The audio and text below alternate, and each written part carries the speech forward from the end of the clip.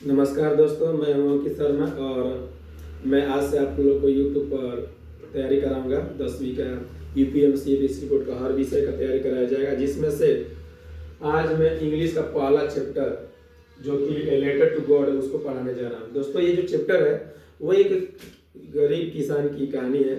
जो चैप्टर का जैसे कि चैप्टर का नाम है ए लेटर टू गॉड, और ए लेटर टू गॉड का मतलब एक भगवान को एक पत्र। अब इस चैप्टर में हम देखेंगे कि भगवान को किस कंडीशन में पत्र लिखा गया। तो चलिए इस वीडियो की शुरुआत करते हैं। उम्मीद है आपको ये वीडियो पसंद आएगा। तो देखिए, सबसे पहले एक किसान रहता है जिसका नाम है लेंचो। इस कहानी का मेन हीरो वही है, करेक्टर वही है, और उसका नाम है लेंचो। उसका एक परिवार है, और आप जब किताब खोलेंगे तो उसमें पहला ही लाइन लिखा है, the house only one in the entire valley set at the crest of low hill. इसका मतलब क्या है? वह घर, यानी इसका घर जो पूरे घाटी में केवल एक था, और आसपास कोई घर नहीं था। पूरे घाटी में उसका घर केवल एक था। लेंचो का घर पूरे घाटी में केवल एक था। वो स्थित था set on the crest of low hill, पहाड़ की निचली चोटी पर वो उसका घर स्थित था। अब उसके अगला लाइन उसमें क्या लिखा है, आप किताब में देखेंगे तो क्या लिखेगा, फ्रॉम दिस हाइट, यानी उस घर की ऊंचाई से वन कुड सी, कोई भी देख सकता है। क्या देख सकता है? कॉर्न, फसल को देख सकता है। ये कॉर्न मकई का फसल है। हाउस, वैली, रिवर, इन सब को देख सकता है। और उसमें जो कॉर्न है विद डॉटेड विद फ्लावर, वो फूलों से लदे हुए थे। और उसके घर के पास और कोई घर नहीं था। ये उसकी वाइफ है और उसके बच्चे भी थे। लेंचो का फसल लगभग रेडी हो गया था। लेंचो अपने खेत में मकई बोया था। उसके जो बच्चे थे वो खेत में काम कर रहे थे, और वो लेंचो घर से निकला अपने खेत को देखने के लिए। उसने कुछ नहीं किया क्योंकि उसका फसल लगभग तैयार थे। Only one thing the earth needed, उसका फसल लगभग तैयार था। उसके खेत को केवल एक चीज की जरूरत थी, was down poor at least shower. उसकी जो फसल था उसको तो केवल बौछार की जरूरत थी, यानी पूरा बारिश की आवश्यकता नहीं थी, केवल बौछार की आवश्यकता थी, मतलब हल्की हल्की बारिश की आवश्यकता थी। फसल लगभग तैयार हो गया था और इसकी आवश्यकता थी। अब लेंचो खेत में जाता है तो देखता है कि ऊपर से बड़े बड़े बादल आ रहे थे। बड़े बड़े बादल, ह्यूज माउंटेन लाइक बादल, अब रोज टू बी सीन। देखा कि बड़े बादल आ रहे थे तो बहुत खुश हुआ कि अब बादल आ रहे हैं, हल्का हल्का बारिश होगा, मेरा फसल क्या पूरी तरह से तैयार हो जाएगा। अब लेंचो खुश किया, उसके खुशी, इसी खुशी के मारे उसने प्रेडिक्शन कर दिया, उसने भविष्यवाणी कर दिया कि शाम होते होते आज बारिश होगी। बहुत खुश था।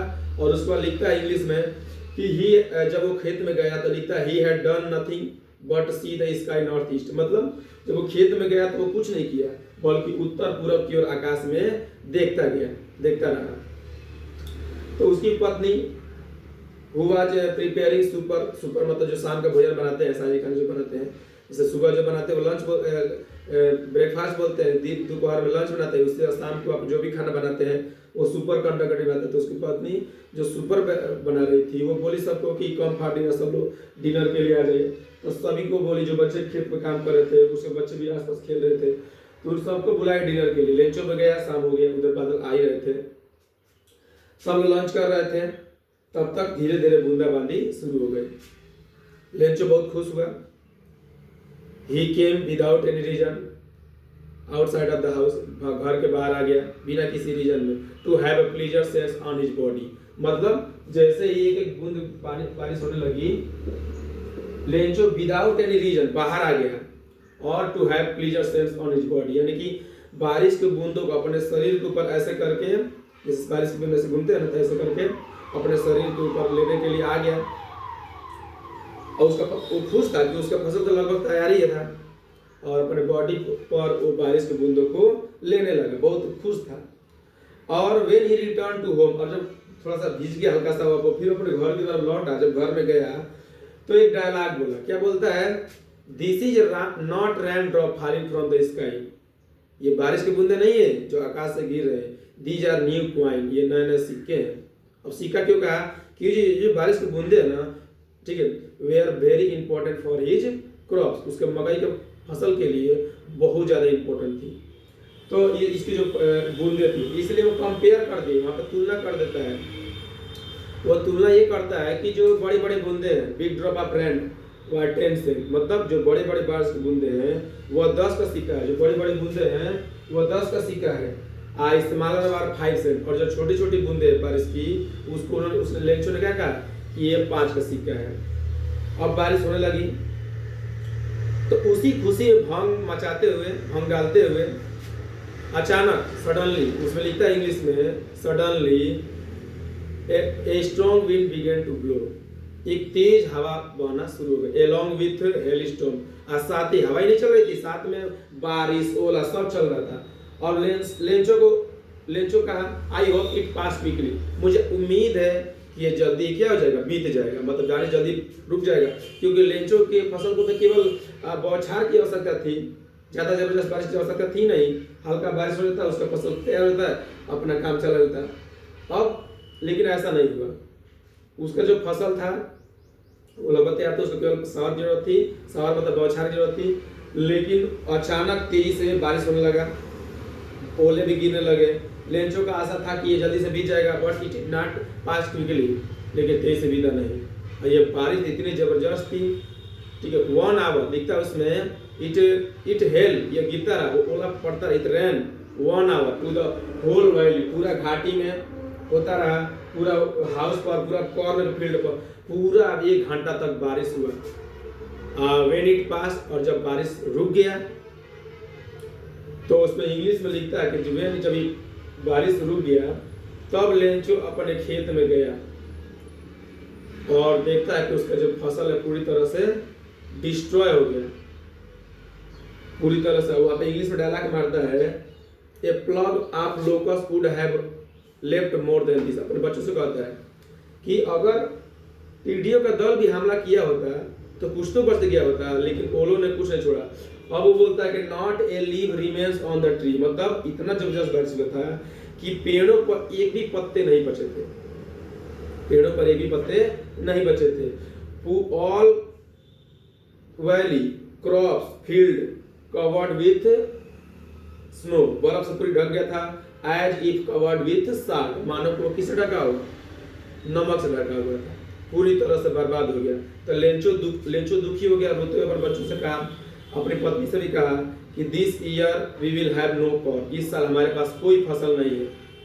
आई think we will go hungry this year, मुझे लगता है कि हम सब इस साल भूखे रह जाएंगे।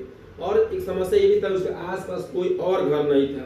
बोलता है कि there were no one who can help us, यहाँ पे आसपास कोई नहीं जो हमारी मदद करता, अगर कोई होता भी तो नहीं मदद करता, कोई तो कि उसका भी फसल बर्बाद होता है। तो उसका पूरी तरह से उसका डिसअपॉइंट हो गया, पूरा निराश हो गया था, पूरा उम्मीद चकनाचूर हो गए थे। बोलता है कि यहाँ पे कोई हमारी मदद करने वाला नहीं है, सारा फसल उसका बर्बाद हो गया था, डिस्ट्रॉय हो गया था हेलस्टॉर्म ओलो से खत्म हो गया था। तो लेकिन उसी बीच उसकी पत्नी समझाती है, दिलासा दिलाती है, वाइफ समझाती रहती है, तो दिलासा देती है कि even though it seems to be total loss but remember no one die of hunger, मतलब उसकी पत्नी समझाती है कि माना कि यह पूरा नुकसान लग रहा है लेकिन कोई भूख से मरता नहीं। तो लेंचो कहता हाँ लोग ऐसा ही कहते हैं, no one die of hunger. अब वो रात जो थी बहुत ही सारोफुल थी, बहुत दुखी भरी वो रात थी इन लोगों की, सब लोग ऐसे ऐसे करके बैठे हुए थे, क्या होगा अब, क्या किया जाएगा। बस वहीं पे एक लाइन आगे बढ़ता है, but in the heart of all who live in the solitary house in the entire valley there is one single of help from God, मतलब वो पूरे घाटी में जो एक सिंगल परिवार इन लोगों का था, लेंचो का परिवार था, उनके अंदर एक ही आशा थी, हेल्प फ्रॉम गॉड, भगवान से सहायता। यानी कि उनके उम्मीद में, उनके जहन में एक उम्मीद थी, और कोई एक ही उम्मीद कर सकते। जैसा कि चैप्टर का नाम है ए लेटर टू गॉड, भगवान को पत्र। अब दिमाग में उन लोगों का यही था कि उन लोगों को इस चैप्टर में यही दिखाया गया, भरोसा भगवान के प्रति किस प्रकार भरोसा है, इसमें यही दिखाया गया। तो ये लेटर टू गॉड जो है आपका, अब वो लोग यही आशा था। उसके बाद अगला लाइन लिखता है, Lencho was ox of man, Lencho आदमी होते ही बैल था, he know how to write letter, वो पढ़ा लिखा था, लिख रहे working like animal in the field, वो खेत में जानवरों की तरह काम करता था, but he still know how to write a letter, लेकिन फिर भी वो एक लेटर लिखना जानता था। अगले संडे डे ब्रेक का छुट्टी था, उसने पत्र लिया, लेटर कॉपी लिया और उस पे वो ही बिगेन टू राइट, उसने लिखना शुरू किया। अब यही चैप्टर का नाम है भगवान को पत्र लिखता है मदद के लिए। बारिश की वजह से उसका सारा फसल बर्बाद हो गया था। अब वो लेटर को लिखता है, लेटर लिखता है आपका, और उसका कॉर्न फसल था जो पूरी तरह से बर्बाद हो, लिखता है इंग्लिश में, God if you don't help me and my family we will go hungry this year. भगवान जी अगर आप मेरी और मेरे परिवार की सहायता नहीं करते हैं तो हम इस साल भूखे रह जाएंगे। बिकॉज क्योंकि हेल स्टॉर्म, क्योंकि ओलो ने ऊपर डॉट कर देता है, मतलब वो रोते हुए कह रहा है इसका वो कंप्लीट हो गया, ओलो ने हमारा फसल पूरी तरह से बर्बाद कर दिया है। और उसमें आगे लिखता है कि सो सेंड मी, इसलिए मुझे भेजिए। भगवान से क्या मदद मांगता है? तो बोलता है कि सो गॉड सेंड मी 100 पीसेस, मतलब 100 पैसा भेजिए, पीसेस भेजिए, वहां पर मुद्रा पीसेस है। अब 100 पैसा क्यों मांग लिया? उस समय का आज के समय हमारा मांगा 10 लाख के बराबर है, तो 100 पीसेस उस समय मांगा था। इसका मतलब 100 पीसेस का मांगा था किस लिए? तो बोलता है कि I need 100 pieces to sow my field again. So मैंने होता है बोना, मेरे खेत को फिर से बोने के लिए, and to leave until the next corn prepare, और जब तक कि अगला फसल रेडी ना हो जाए तब तक जीने के लिए, खर्चा खर्चा चलाने के लिए और पैसे चाहिए। इस 100 पैसे का डिमांड करते हैं उस लेटर, भगवान जी से 100 रुपये मांग, भगवान जी से पैसा मांग लेता है 100 पैसा मांग कर लेटर लेता है, लिफाफा में इनवलॉप में डालता है और साइकिल उठा के वो अपने वो चल जाता है शहर की तरफ। साइकिल उठा के आप जितने को देख सकते हो, लेंचो साइकिल उठा के चल देता है, लेकिन स्टिल ट्रबल, थोड़ा परेशान था कि पता नहीं काम होगा कि नहीं होगा, चला गया। उसने ये मेल बॉक्स है जिसमें डालते हैं, इसमें डाल दिया। अब जब डालकर और वो चला आया। अब यहाँ पे एक पोस्टमैन था जो ऑफिस का भी काम करता था ही, और डाकिया का भी, मतलब पोस्ट ऑफिस का भी काम करता था, और बहुत हेल्पफुल पर्सन था वो पोस्टमैन। तो उसने उस लेटर को ले लिया और उस लेटर के ऊपर लिखा था सिग्नेचर बाय, जब वो लेटर लिख रहा था तो उसमें सिग्नेचर गॉड लिखा, मतलब एड्रेस कहाँ का दिया? भगवान को दिया। ये चिट्ठी कहाँ पहुंच रही है? भगवान के यहाँ पहुंचना चाहिए था। अब वो जो पोस्टमैन देखा ना तो ही स्टार्टेड लाफिंग, वो हंसना शुरू कर दिया। When he saw the letter signature as a god, भगवान बोला सिग्नेचर देखा तो हंसने लगा, पर कैसा आदमी है जो भगवान को लेटर लिख दे रहा है, क्या मामला है? तो वो हंसते हुए, और वो यहाँ पे लिखता है इंग्लिश में कि never in his career as a postman he saw this address, मतलब अपने जिंदगी में कभी नहीं ऐसा एड्रेस वो देखा था। हाँ भाई, वो अपने आसपास का एड्रेस जानता है लेकिन उसने ऐसा कभी एड्रेस नहीं देखा था कि वो पहुंचा है। तो वो हंसते हुए, उसका अंदर बॉस बैठा था, ये ऑफिस उन लोग का है, वो उस पर बॉस उसके भाई यहाँ बैठा है, उसके पास गया, ऐसे जाता है, देखता है बॉस ये देखिए ना, ये कौन आदमी है जो भगवान जी को पत्र लिख दिया है। तो उसका बॉस उस लेटर को देखा तो ही आल्सो ब्रोक आउट लाफ्टर, वो भी हंस पड़ा, उसका बॉस जो था वो भी हंस पड़ा कि, लेकिन उसका जो बॉस था वो आज एम्पीएबल फेलो, फाइट था और मोटा था, एम्पीएबल हंसमुख व्यक्ति था। ही saw the letter started laughing, वो भी हंसना शुरू कर दिया। लेकिन ही टाइपिंग ऑन द लेटर, उसने थपथपाया, लेकिन तो ही कन्वर्ट टू सीरियस, वो तुरंत सीरियस हो गया, कन्वर्टेड सीरियस हो गया कि भाई ऐसे कोई तो पत्र लिख नहीं सकता है, तुरंत सीरियस हो गया। टाइपिंग ऑन द लेटर, उसने बोला कि I will answer the lesson, मैं इस प्रश्न का, इस लेटर का उत्तर दूंगा।